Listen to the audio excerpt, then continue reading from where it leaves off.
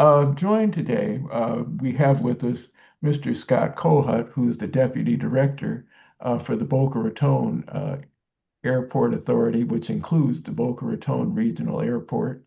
And also, we have Mr. Mike Nonamaker, who is the Deputy Director of Aviation and the COO for the Broward County Aviation Department, which includes Fort Lauderdale Hollywood International Airport, also one of the top 30 in the nation. Gentlemen, good morning and thank you for joining us. I Morning. want to be respectful of everybody's time this morning. So let's just kind of jump right in. What we're going to be doing and looking at this morning, everybody, is a compare and contrast of the operations of a GA airport as opposed to that on the commercial side. What we want to be able to do is to kind of take the concepts and things that we talk about in our business classes as they relate to aviation and actually hear from the experts how it actually plays out in the real world on a day-to-day basis.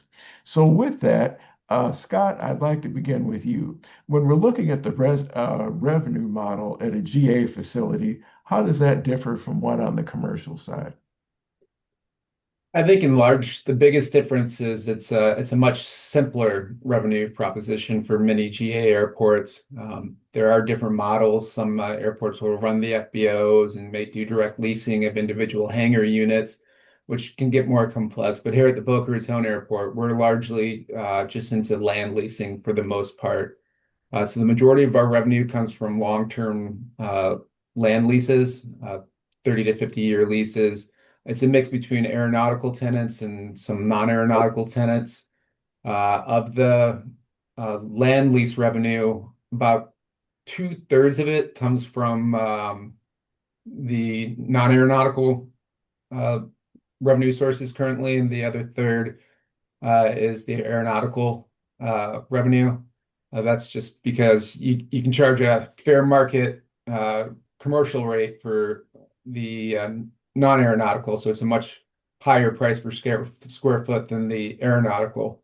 Now we have had some reversions recently, which has significantly increased the land rent that those aviation tenants are paying. It went from about 20 cents a square foot to about 65 cents a square foot. The other sources of revenue we have is the fuel fludge. We receive 5% of any invoice when fuel is delivered. So if they take on 100,000 gallons at $1 a gallon, we get $5,000 as our cut of the fuel flow. And then we have a few user fees, mostly customs clearing. We have a user fee customs facility that makes up a maybe around an eighth to a quarter of our revenue overall.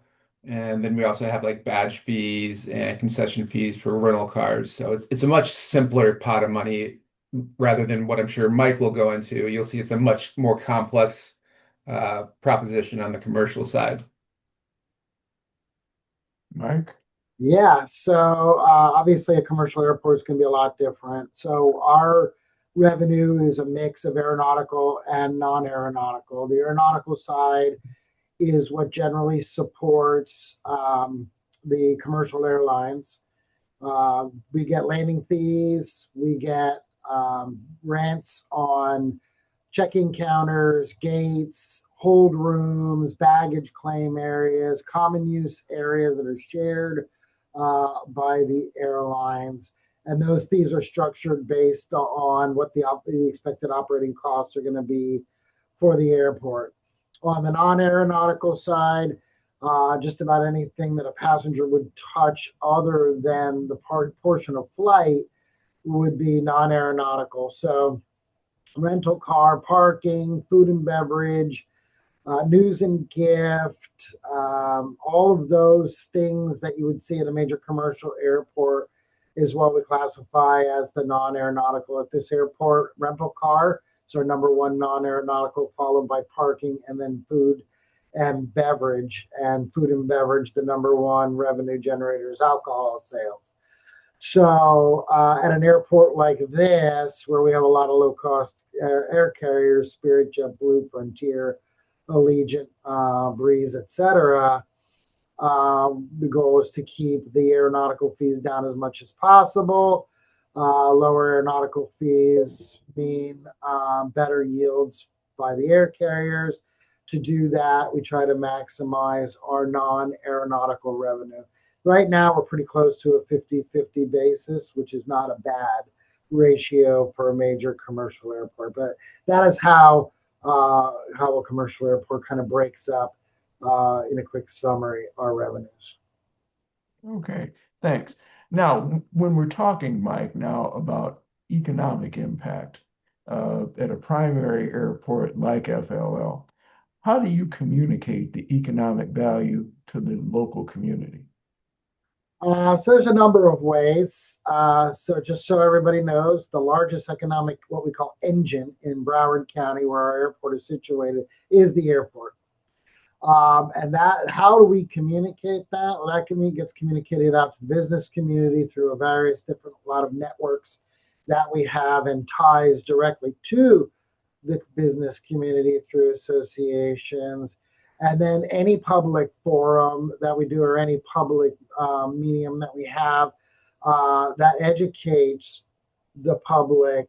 What we do is we use the Florida Department of Transportation, who is the entity that generally identifies what the economic benefit is and what those dollar amounts are for local communities, and that gets communicated by revenues that are generated, and then jobs that are created, and then direct economic impacts, and then the multiplier effect, which is the direct and non-direct multiplier that goes out through the communities in the terms of jobs, businesses, opportunities for people who live here. So the thing about our airport that is just a really interesting tidbit of information is the number 2 economic engine sits less than a mile across the street, and that is our cruise port.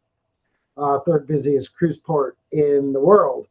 And then 20 miles south is the second busiest cruise port in the world, in Port of Miami. So this airport is one of 3 airports in the world that has a very robust cruise activity. So that economic, that variable plays into the economic benefit that this airport not only does for the local community, then does through tourism, the number 1 industry here in Broward County. So you couple all that together and you start to see what the economic impact is.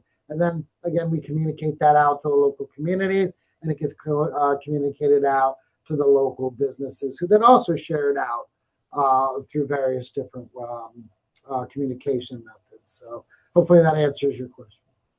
Yeah, thanks for that. And Scott, with all the growth that we're experiencing here in Boca now, kind of exploding, how is that? Is it any different here with the GA airport locally? It is slightly different. Like Mike mentioned, they primarily serve tourism traffic, tourist-based traffic. Our traffic's a little bit different. But as far as an economic impact standpoint goes, the 2022 numbers for the airport were $693 million. It's quite a bit for a 1 runway airport. We support about 4,800 jobs, directly and indirectly. But the other big part of our value to the community locally is that it is a convenient location for business travel, and high-end CEOs, mobile sales teams, corporate type travel.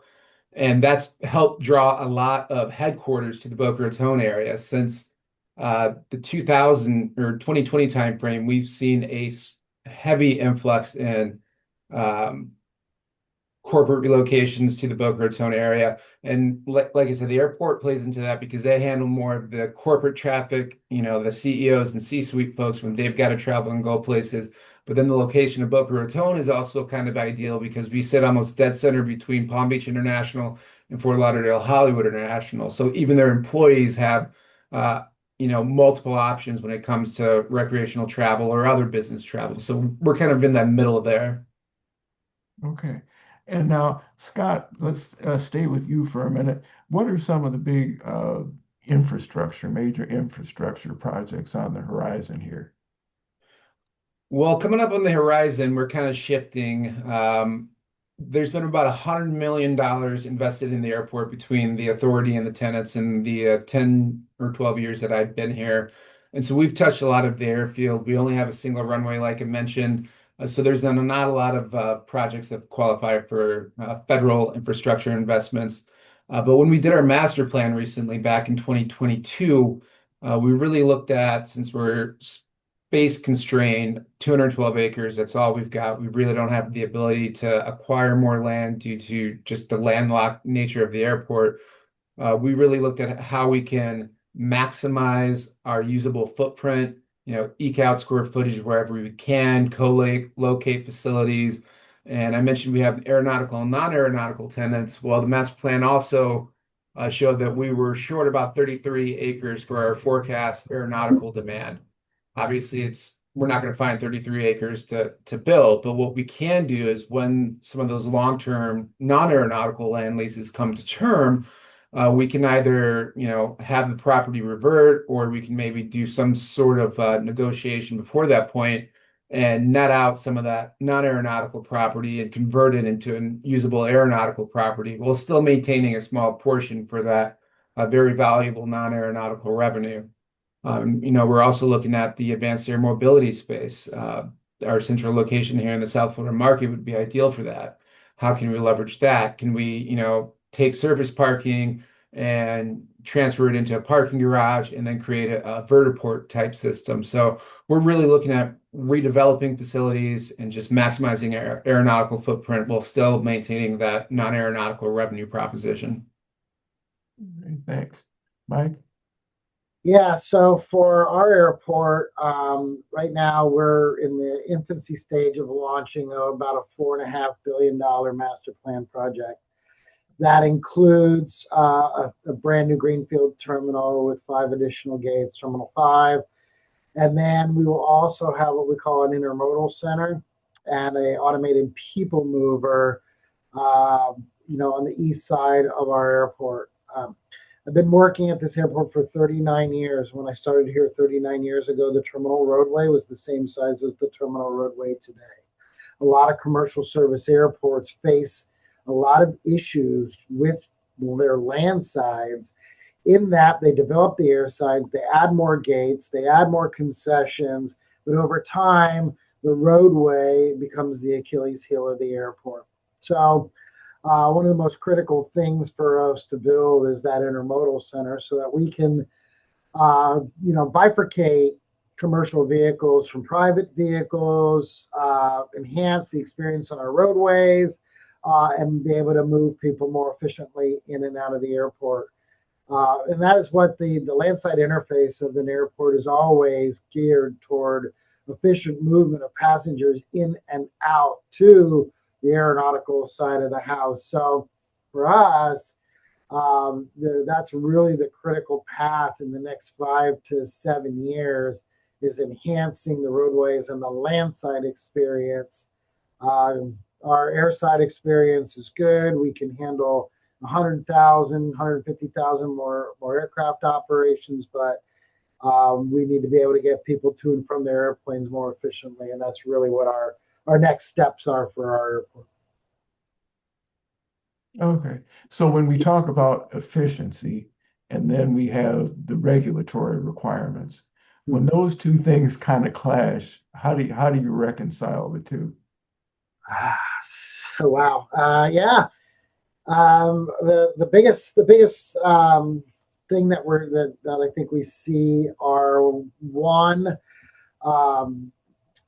regulations that aren't necessarily well thought out, and I'm going to say that in a polite way, but that don't really have a meaningful outcome for the airport or the airport user, and then what we call unfunded mandates. So the best way for airports to fight is collectively. And I use the term fight. It's not always a fight, but sometimes it is to do that collectively as a industry. because what affects us affects our neighbors 20 miles to the south at Miami International, but it affects GA and it can affect GA and commercial alike. So advocacy groups like Airports Council International, the American Association of Airport Executives, the Florida Airports Council, those are three fairly robust advocacy groups where educating legislatures that set things in motion that have sometimes unintended consequences is the best way for us to combat regulations that really can, again, have those unintended consequences and impede the passenger or the pilot or the user's experience. So that is, to me, the best way that we can conquer that. Okay, Scott? Yeah, I think I'd echo a lot of what Mike said. As you mentioned, if it affects one airport, it's going to affect all airports. And we're a complex GA airport, so a lot of the regulations affect us more than some of the smaller, not as busy general aviation airports. And locally is where a lot of those regulations can come into play as well, whether it's an interlocal agreement between the authority and the county or the city, or adverse development near into the airport. So we really take an educational approach, starting with our local officials, the county council, the city council, and any of the electeds up in Tallahassee or DC. Try to meet with them regularly to let them know, what's on our mind and to pitch the value of the airport, why they should care about these sort of issues and how it affects them when they're traveling. So that's a good way to start. Like Mike said, a lot of it comes down to, industry working collectively to, advocate for those changes. And sometimes, you're not going to get the changes you want. So then you have to find ways to adapt, whether it's an operational restriction. For instance, there's been a lot of focus on runway safety areas since the early 2000s after that unfortunate Southwest overshoot and at Midway.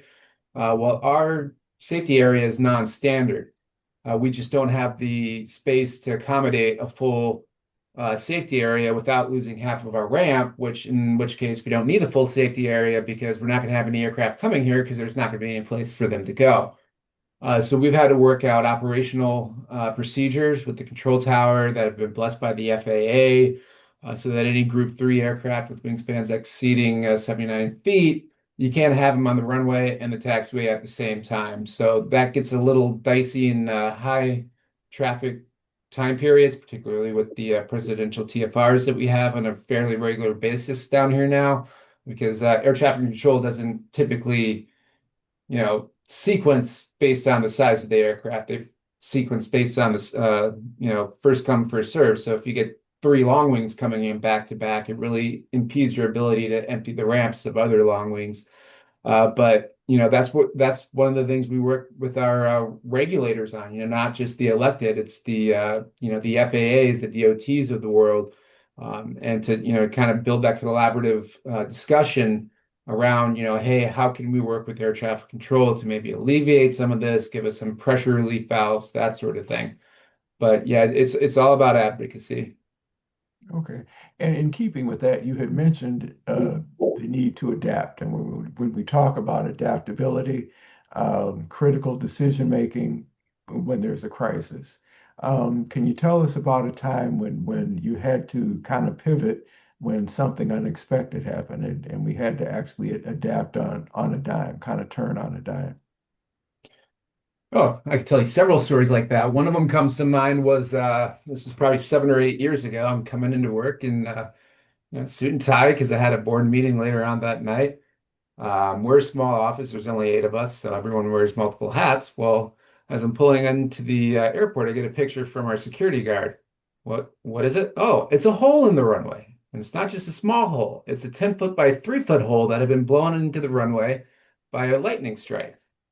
Now, as an independent authority, we don't necessarily have a giant municipal machine that we can call on, like a county airport like Mike or a city airport like Fort Lauderdale Executive. So it's like, okay, taking off the suit, putting on the work clothes, and sending people out to buy out 2 full Home Depots of cold patch, running demo saws, and basically patching the runway as quickly as we could to get the airport back open. Because again, we're a single runway. So that's one thing about being a smaller GA airport is you really have to be adaptable when it comes to those. But I mean, even just a few months ago, we had a runway overshoot where a business jet wound up in our engineered material arresting system. Happened at just after 5 o'clock at night. So everyone was already on their way home for the evening, stuck in that rush hour traffic, bad weather. Overshoots the runway, winds up in the EMAS. Obviously, we were closed down. Now we're trying to get everyone back on scene so we can, begin assessing the situation, the cleanup, coordinating with FAA on the closures, and getting the inspector out there to release the aircraft.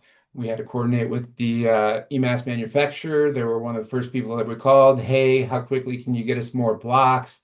The local fire department, obviously, for their response and any traffic control measures that we needed in the vicinity, and then with tow companies to remove the aircraft, and then we had to clean up the blocks and the debris so we could get the airport open the next day. And one of the first things we did after being notified, since it was a runway overshoot, having seen it several times, the first thing that happens when an aircraft overruns the runway, they say the runway was contaminated. Look at all that rubber on the runway. There's no friction on that runway. So we reached out to the Florida Department of Transportation. They have a roving pavement friction unit. Mostly they use it on highways and everything, but I reached out to them and asked, hey, how quickly can you get that unit down here so we can verify if it was the runway the issue? They had it there in a day and a half, and they ran the test, and oh no, you've got the second best pavement friction coefficient in the state. It's not that. So that's, you've got to reach out to a bunch of different little agencies a lot of times, and building those relationships in advance really helps when you need to call on someone when there's an emergency or an unexpected crisis. Okay. Yeah. So similar to Scott, what you're asking is almost a daily event here. Depends on what it is, whether it's a threat, it's an aircraft incident.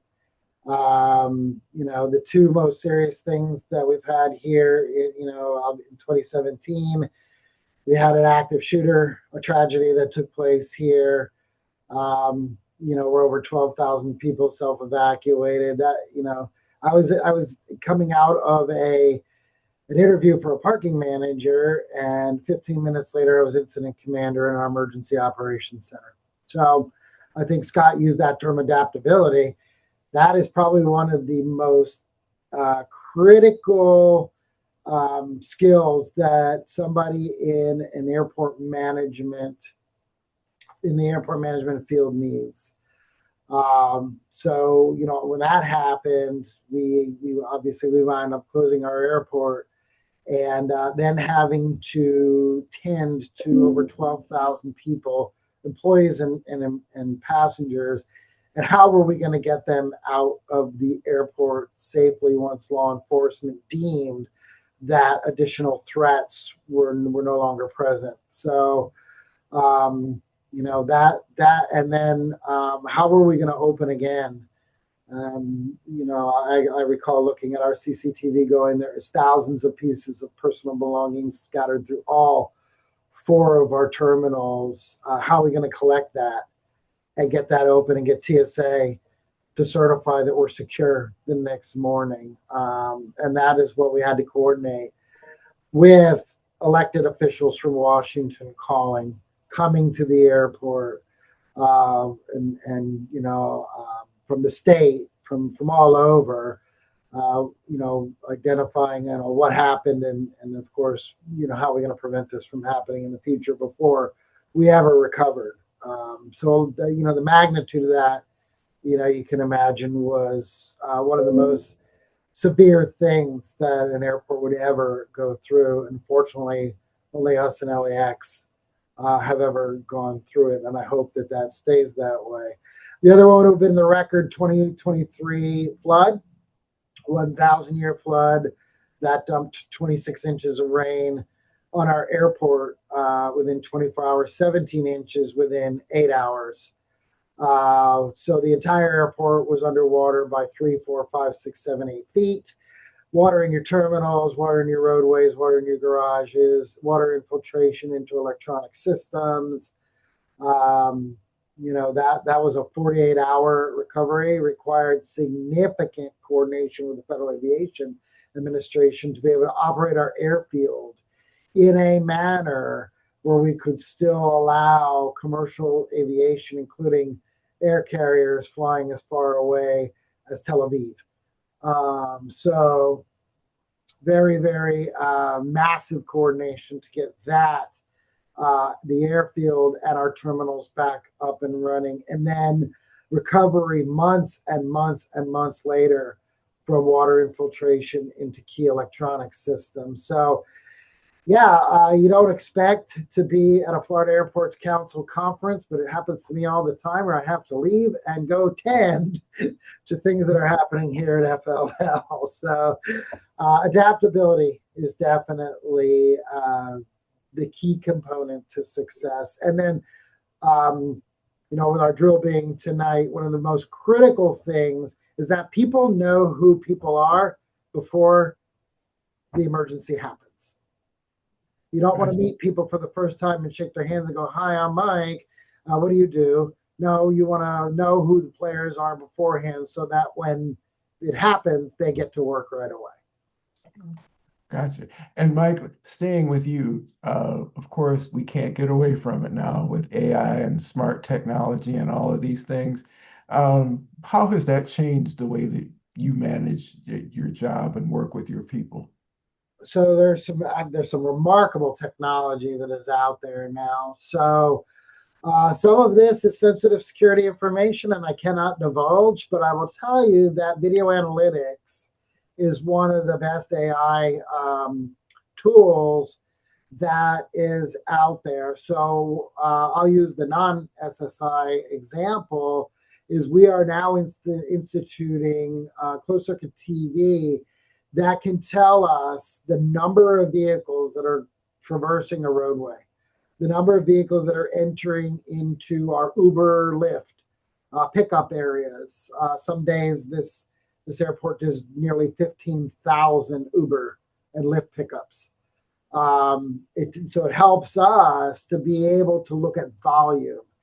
Video analytics can tell us how many people are going in and out of restrooms during peak hours, and how does that tie into janitorial needs. So janitorial is one of the most expensive things that an airport has to contract out or take in on its own. But when you do that, you look for good quality janitorial services at the most economical rate. So at certain times of day, you do deep cleaning. At certain times of day, you don't, because you know what your restroom demand is, or what security checkpoint demand is, or what lobby demand is, hold room demand. That is what AI is doing for us and a lot of airports now, and it's only growing more and more and more as time goes on. So I was told that AI will not replace you, but somebody using AI will. We've taken that very seriously and adopted, AI into our daily operations here at FLL. Scott, what about you? Yeah, like Mike said, there's a lot of really amazing technologies out there. The problem with being an early adopter or an adopter period of some of those technologies for a GA airport is usually just scalability. A lot of these AI solutions are very, very expensive. Some of them you have to develop. And so now you're not just paying for an end product, you're paying for the development of that product. And so a lot of general aviation airports really can't afford to make those sorts of investments. But we're looking at it where we can. Microsoft Copilot is great if you just want to throw together a quick presentation or, analyze the budget, or right now it's a legislative session.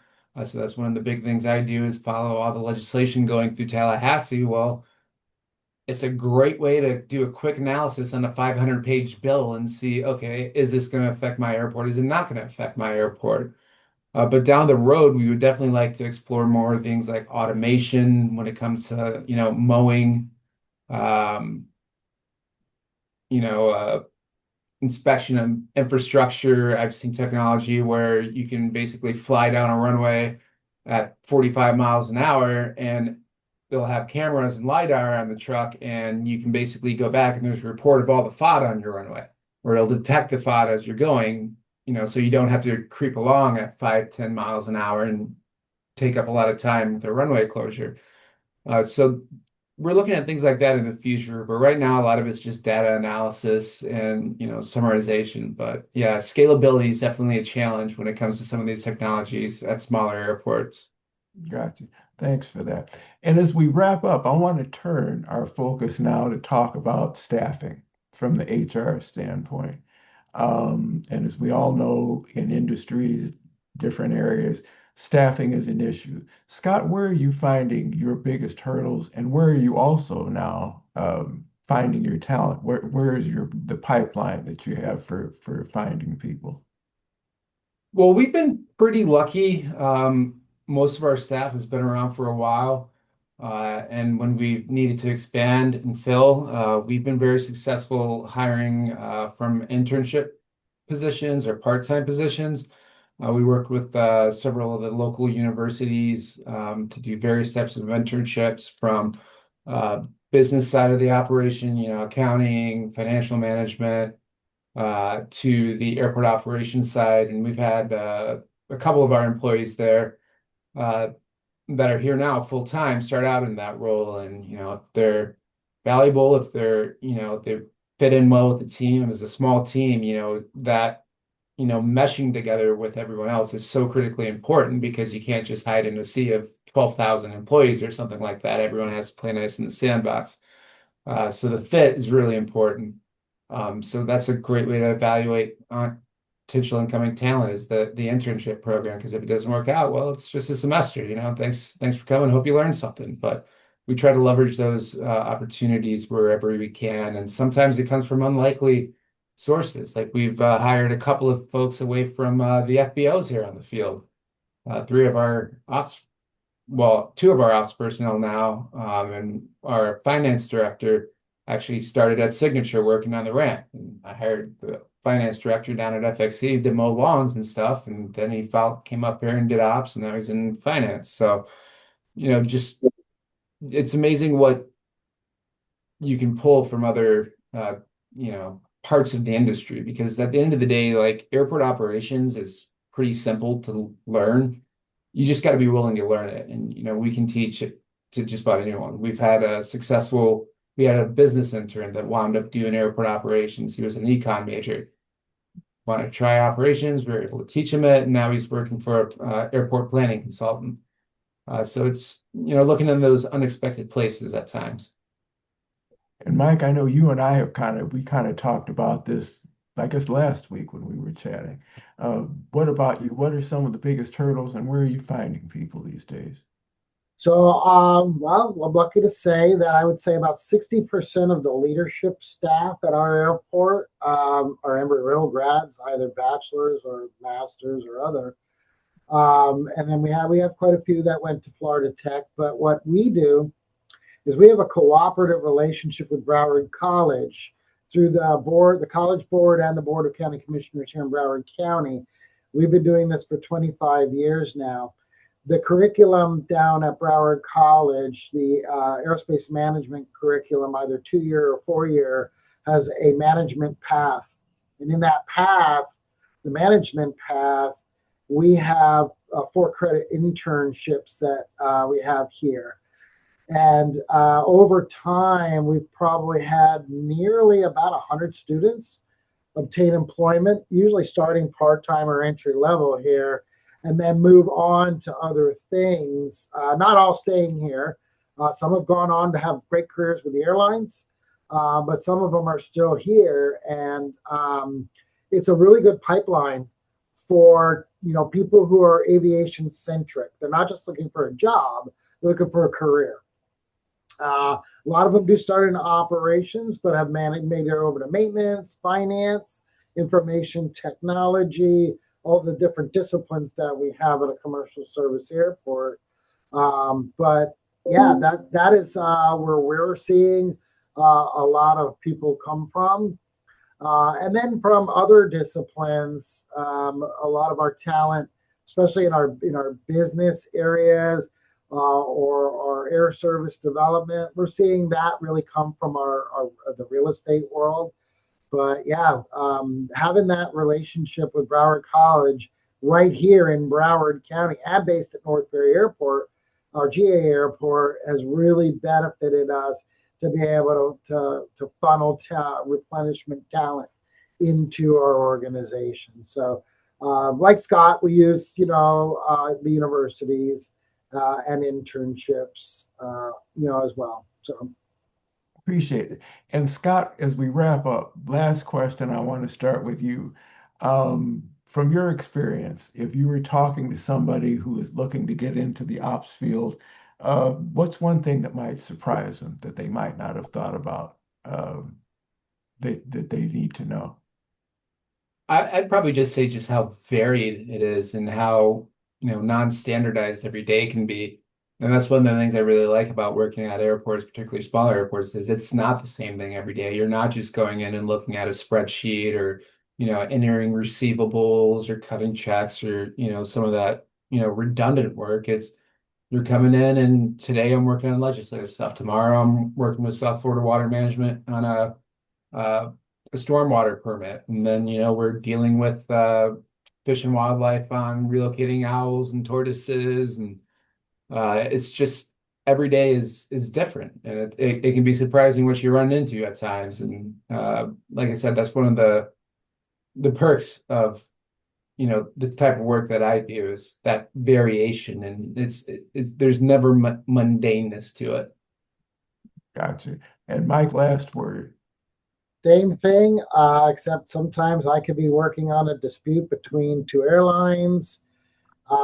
We could have, a maintenance issue on the runway like Scott's had. You could have an emergency like we've described before. So yeah, no 2 days are the same. But here's what I would leave, students with as far as working at an airport is concerned. A lot of us start off and we want to fly. Okay, but it doesn't necessarily work out for whatever reasons going in a pilot track. Working at an airport is one of the best ways to be energetic and passionate about aviation and stay close to it throughout your career. Regardless of what you're doing, whether you're in meetings about property or labor or what else, you still have that direct connection to aviation, which is the industry we all fell in love with. Wow, thanks for that. Great way to wrap up. So with that, gentlemen, Scott, Mike, appreciate your time this morning. And I know we ran a little over, so I appreciate your hanging in there with us. So with that, again, thank you very much. And Benjamin, I want to turn it back over to you to kind of wrap it up for us. Thank you, Dr. Haley. And thank you both, Scott and Mike, for joining us today. And of course, Dr. Haley for facilitating today's interview. We just wanted to take a moment to share 2 upcoming events. On Monday, March the 9th, we have the Rethink Your Thinking virtual guest speaker series, and it will be led by ERAU alumni and Delta Airlines First Officer Andrew Tenenbaum. And that's scheduled for 12 p.m. Eastern. And again, that'll be a virtual event. And in addition to that, we'll be having the Southeast Social Mixer that is scheduled for Saturday, March 28th, and that'll be hosted at the Savannah campus from 3 p.m. to 6 p.m. Eastern. And we will be providing flyers for both of these events in the chat in just a moment. And if you have any questions about these events, please do not hesitate to reach out to us at www.carser@erau.edu. And again, thank you all for your time today, and I hope you have a great rest of your day. Thanks, everybody. Yeah. Thanks all. Take care. Thank you. Thank you.